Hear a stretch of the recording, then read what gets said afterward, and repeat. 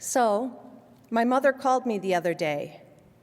She told me, "Your father and I have come to a decision."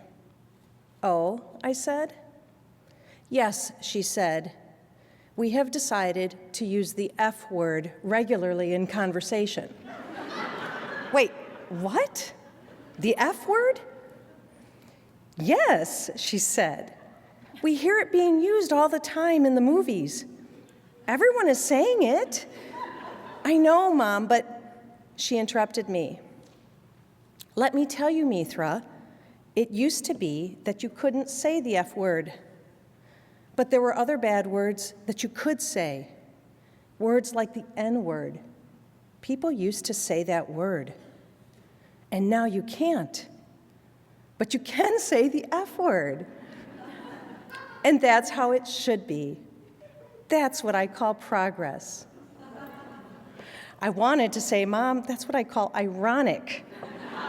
Remembering that night in 1978, when I decided to use the F word at the dinner table, I knew enough to scoot my chair away from the table. But back to my mom's point. She's correct. The taboos shifted, and my mother stood up and took notice. That's what this essay is about, the way that my mother pays attention to the changes occurring around her in the world and adapts to them quickly, without looking back. This has always been her pattern. When she was 18, she left her sleepy Illinois farm community, moved to Chicago, and enrolled in nursing school. While there, she dated a handsome Iranian medical student. She had to say goodbye to him when he finished his residency and took a job in Canada. But he wrote her, every day, a single page. And she wrote back, not as frequently, but she wrote back.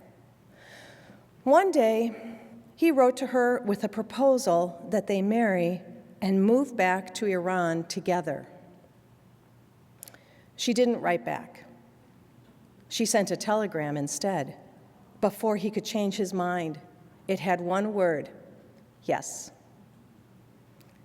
Off she went on what, to this day, she calls a nice adventure. She learned to cook from her new mother-in-law. She learned a new language.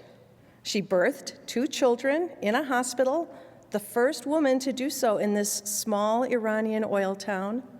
She sewed her own diapers that she made out of fabric she bought in the bazaar.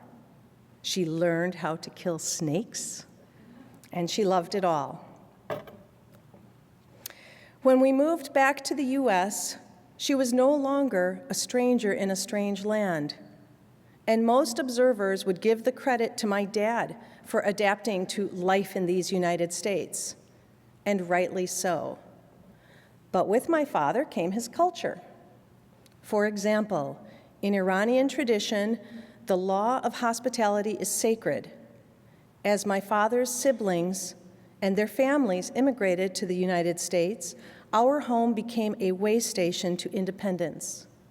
At one point, my aunt and uncle, my 2 young cousins, and my grandmother all lived with us. This at a time when my mother worked 40 hours a week and had 4 children of her own to look after. She had become a good Iranian wife. At the same time, she dealt with some gender-based issues with an armor of humor. Her laughter evened the playing field with Iranian men who sometimes expected women to treat them like the Shah. The Iranian men weren't the only ones surprised by my mother. I myself didn't always appreciate her. During my teen years, I was mortified by her enthusiasm for the latest trends. She danced around the kitchen to Pink Floyd, and she couldn't drive me anywhere without pumping the brakes to the beat of Bohemian Rhapsody. So embarrassing. Yet, I had her image in my mind when I decided to try an outdoor survival camp, when I studied abroad, when I dealt with my South American father-in-law and his beliefs about women. And as a grandmother, she really hasn't changed. When we take her along to Disney World, how can my kids admit their trepidation about scary rides when their grandmother runs to be the first in line at the rock and roller coaster and belly laughs through the whole thing?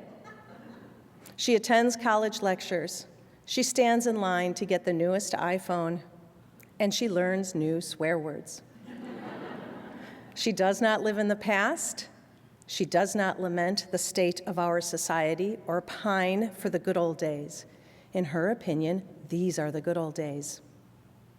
So, the next time you hear a trim woman in her late 70s use the F word casually in conversation, think to yourself, now that's what I call progress.